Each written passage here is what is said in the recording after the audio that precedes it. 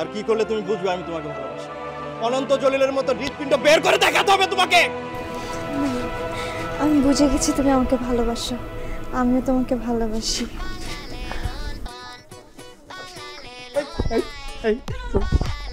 কি করতেছো এটা? কি করতেছো?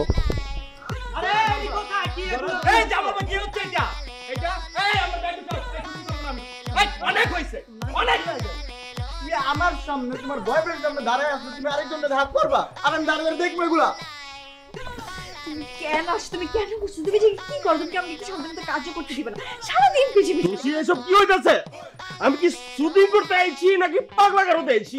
ওই কেউ আমার একটা লাঠি দে তো, লাঠি দে। আমি হাত করলে এগুলো মানতে পারবো? অনেক তুমি পালাও জামাল ভাই, কিন্তু আপনি কি ডিরেক্টর নাকি ভিলেন কোনটা বুঝতাছি না।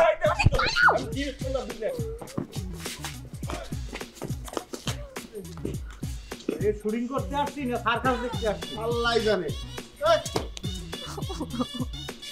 আমি কি নায়িকা হব না জামাল ভাই?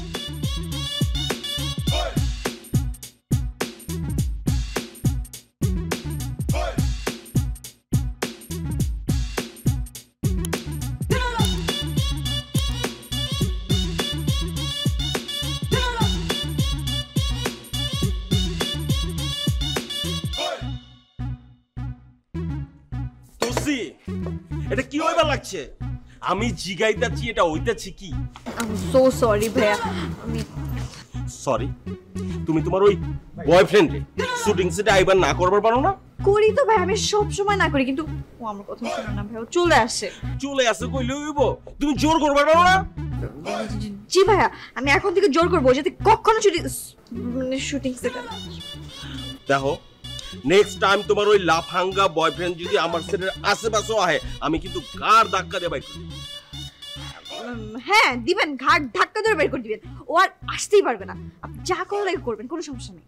আর একটা কথা, কান খুলে হুইনা রাখো, এরপরেও যদি তোমার ওই বয়ফ্রেন্ড কোনো ঝামেলা করে আমার সেটের মধ্যে, তাইলে কইলাম আমি কিন্তু তোমার লাগে কাম করা বন্ধ করে দেবো।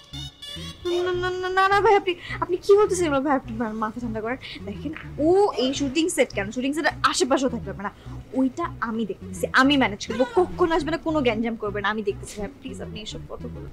কথাটা জানি মনে থাকে। মাসুদ, সেট রেডি করে আমার ডাক দিবি, এর আগে ডাকবি না।